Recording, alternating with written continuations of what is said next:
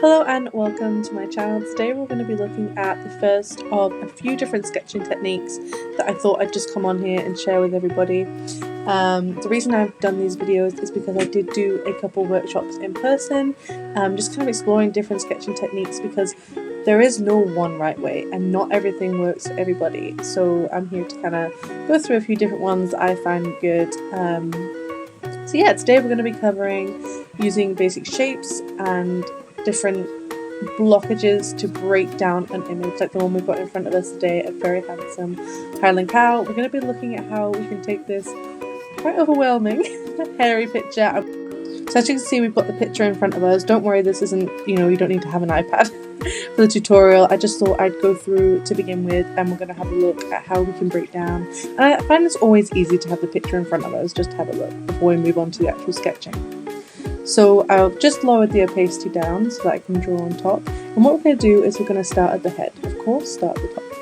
We're going to isolate what I seem to see is this nice big circle, nice and simple, for our skull. And then down below, we're going to do a nice little oval for our cute little nose. Just as simple as that, just as a way to kind of block it. Now moving on to the horns is a lot more kind of not complicated, but as you can see, I've done a dot here. This represents the join of the horn. As you can see, it splits into two different directions. So each time we have a little join or a turning or a corner, we're going to pop that little circle, and that just lets us know that there is indeed a join there. We're doing the same on the other side, popping the little circle and then doing a little join, just like that. It looks a bit like a reindeer, doesn't it? So anyway, we're going to move down our Highland cow's body just now, and as you can see, the face of the Highland cow is turned towards us, but as this big circle here represents the big hefty shoulder. And then down here we've got our neck. Now our Highland cow isn't facing forward, he's turning his head to side to face us.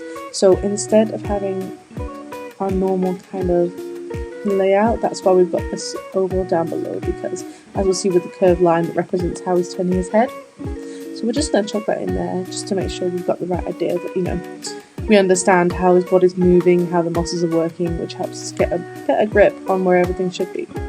Right now we're just going to go down along the back so we can get an idea of how long he is.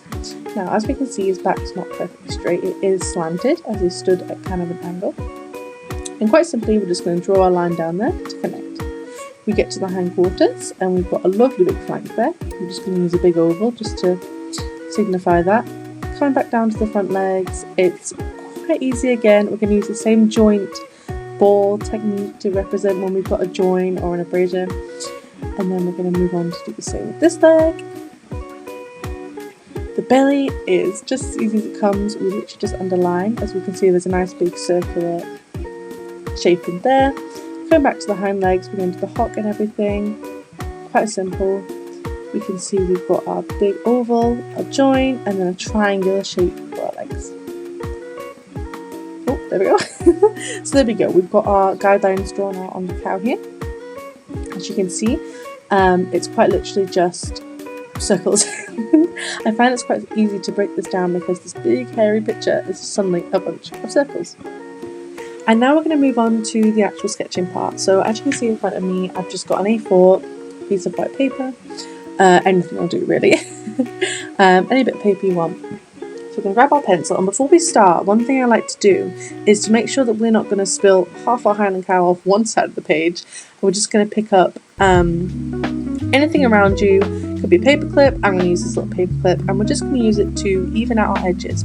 So we're just going to measure out there on each side of the page. This is basically just going to ensure that on each side of the page, we're in the same place. We're not overlapping too much on the left or too much at the top, so our Highland cow is going to be nice and centered. Even if he's not completely in the center, we know he's going to be contained in this box.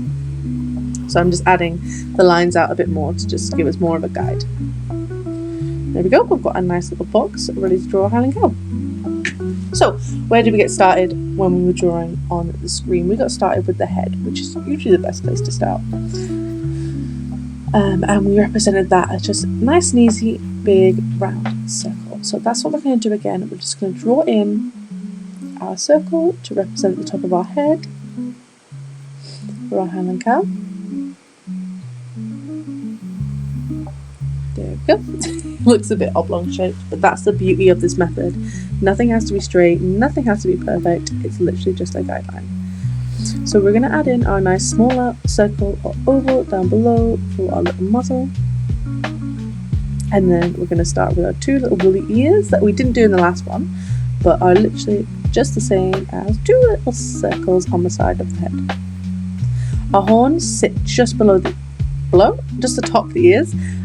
They actually sit on top of the ears, which is good for referencing because we don't have to figure out where the horns are going to sit. They're just going to go straight just on top of the ears attached to the head. So we're going to start off with the horn by just doing our first line. And then to represent our join, we're going to do our little circle. We go up in a diagonal fashion, and then we've got our last curve, just like that. We'll do the same on the other side. So we're going to start off with our first outwards, our little join, up at a diagonal, and then across like that. Already we can see that we're drawing something kind of Highland cow-like. It's definitely not a dog.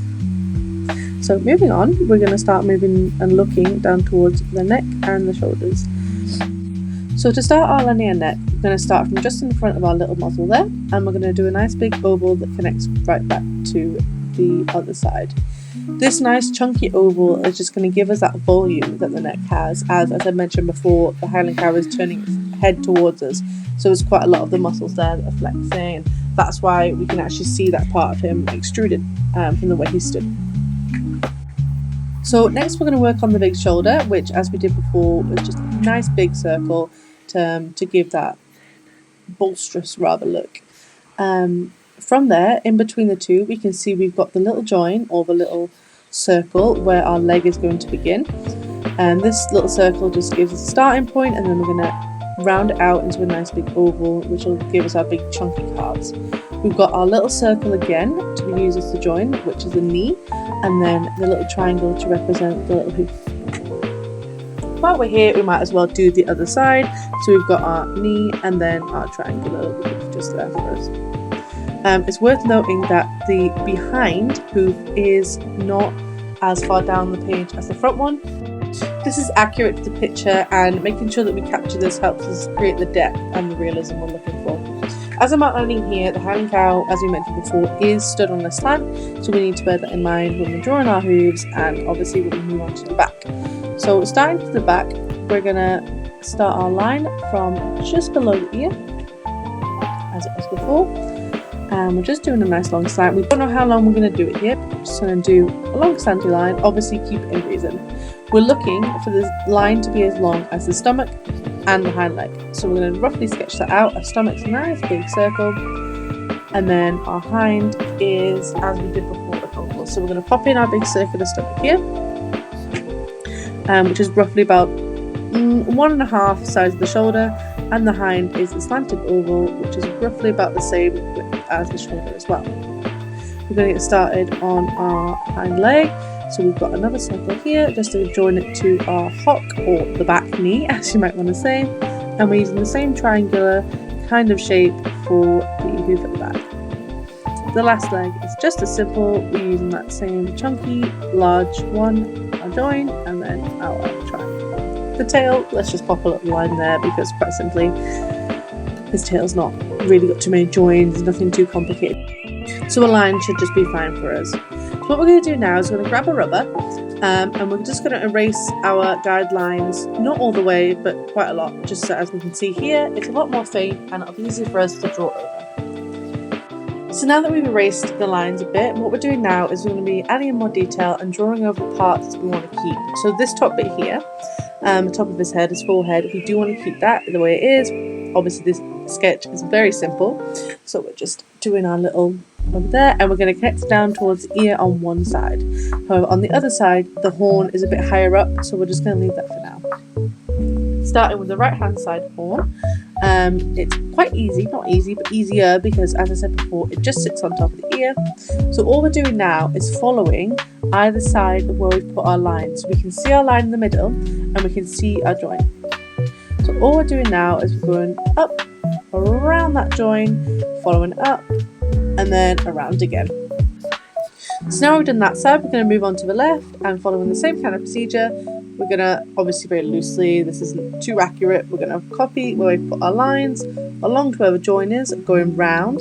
That's why I made the joins circles, to make sure that we wouldn't make our horns too narrow, and to keep that kind of large, full look, to make sure they're the right kind of size and the right kind of thickness. So what we're going to do now is we're going to move on to the 2 ears on the side. Now his ears, as we saw in the picture, aren't really that defined. They're really just long strands of hair. So that's what we're going to do just now. We're going to pop in, follow the curve of the horn, and all we're going to do is do the long strands of hair that are covering the ears. If we're doing a more in-depth sketch, I'd do the ear underneath, but for this one, we're just going to do some little spikes or strands of hair. These don't have to be exactly accurate, just obviously the downward movement, and make sure they're not too straight or too pointy, just to give them that kind of movement. We're doing the same on this side, and we're going to do a couple spikes on the way down. And there we go, we've got 2 fluffy, lovely ears. Next, we're going to move down. Now, the Highland cow, his face isn't defined by a rigid structure. It's a lot of hair. So all we're going to do is the same as we did with the ears. We're going to draw our fringe in for us, and that's going to help us give the shape. So as you can see here, we're just doing a variety of different spikes, swooshing off to the right. It's got quite an emo cut. We're going to add these spikes in. It might feel quite like there's not a lot of structure to it, but that's simply because with the amount of hair, it's a lot easier to just use the hair as our skeleton, kind of, which sounds ridiculous, but it helps give us the face shape without stressing too much about covering up with the hair. So as I'm just adding a couple more lines and squiggly ones, just to indicate that there is a lot of hair here. So as we've used the hair here, we'll just pop with one on the side, and that's going to indicate the side of our ear. So all we're doing now is we're just connecting the bottom of that ear down towards the oval that we've got for the muzzle, and that's going to help indicate the face shape a bit better. Now we're going to work on the nose. So we're just outlining the top of our oval here, just in a nice kind of curved fashion, to then start creating, it's more of a, not square, but it's definitely not a circle, the nose. So we're going to do our 2 curved sides here to the side. To start creating our lip or our mouth, we're going to do 2 little tucky-inny bits that point up towards the inside, and to connect them, we're doing a line that curves upwards to give us that cute little smile. Underneath, we're going to do our bottom lip, which is simply just between the 2 sides of the mouth there. We're just going to do a little curved line just below there. Before we move on, I think it's good, we're going to add the 2 little details of our nose, the 2 little nostrils, which are just 2 diagonal lines pointing down towards the nose. So next, we're going to have a look at just underneath. Obviously, his model is at the bottom of his face. He does have a little chin as well. So all we're going to do there is another little curved line just connected to the bottom of the muzzle to signify the chin. So perfect, we've got our face all done, all sorted. Now we're going to start looking down towards our neck. So we signified this with a nice big oval before, and it's quite simple. We're just going to follow that guideline again. So we're going to follow the curve of our oval, but this time we're going to add in all the lumps and bumps of his neck. So we're going down inwards towards the crown. And what I'm doing here is just adding another line to show that the neck is being curved, and we're using a different part of the neck here just to show the kind of depth. So we're going to go down again, right, straight diagonal, and then we're going to start curving in towards the chest. So we do one curve, then we're going to do out, and then back into another curve. All this does is it gives us that dimension, and it starts to introduce the idea of the muscles, of the fat, of all the things moving underneath the skin that help to show us that depth of volume. We're just adding a couple more lines in here to help kind of solidify this idea that the cow is turning towards us, that there's fluidity below the fur.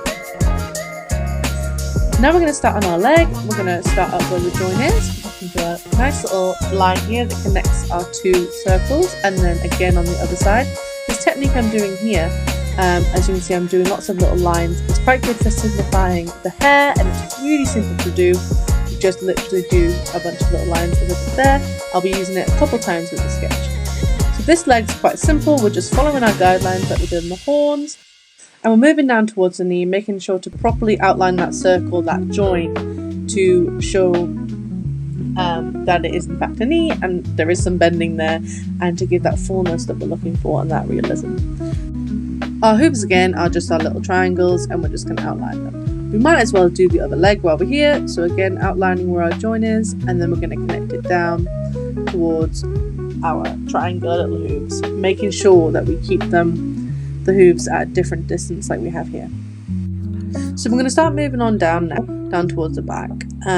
Our slanted line here is pretty much the same. We're just going to move it down a little. So I'm using the same technique as we did down there with the slanty lines. This just helps give us that illusion of the fur and makes it all the more fluffy.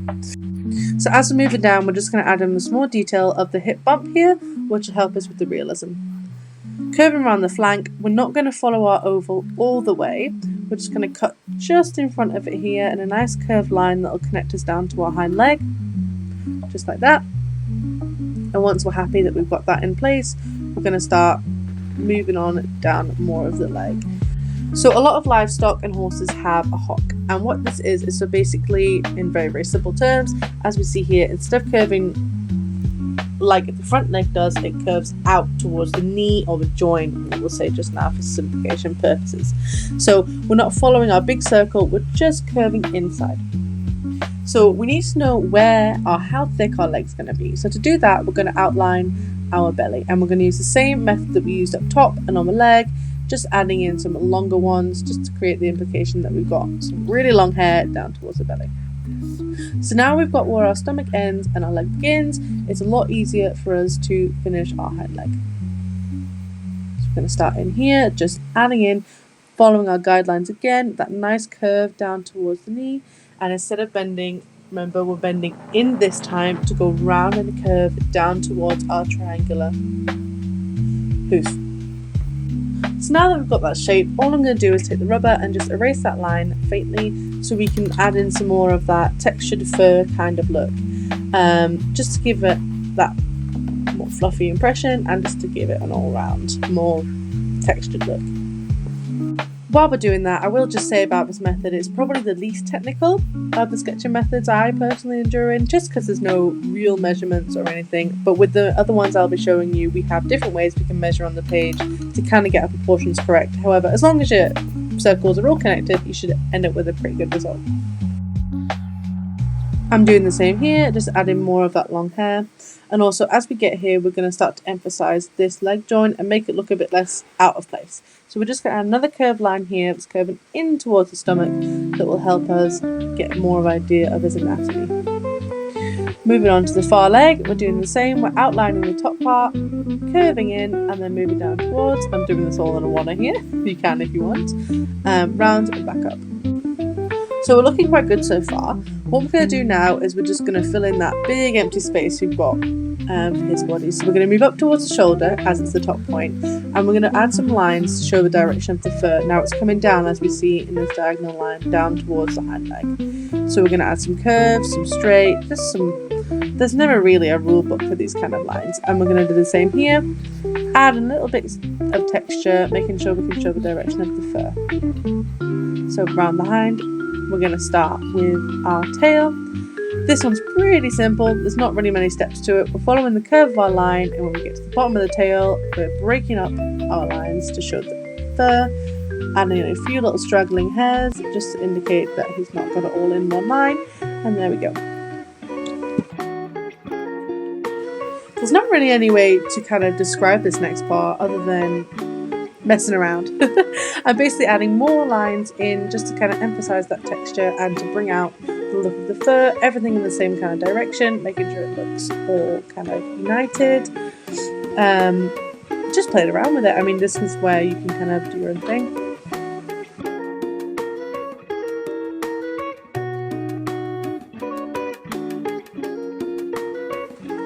So there we go, we've got our lovely little simple sketch, and if you're feeling up to it, a couple little strands of grass and a green pencil, well, you can never really go wrong. So there we go. Thank you very much for watching if you did, and like I said, this is my first YouTube video, so always look for feedback to anyone that's had a look. Let me know if you enjoyed this method, if you enjoyed the content. I decided to really start with sketching as it's something quite simple for me to do, but if you have a look I've got my website linked in my description. You can have a look at all my different works.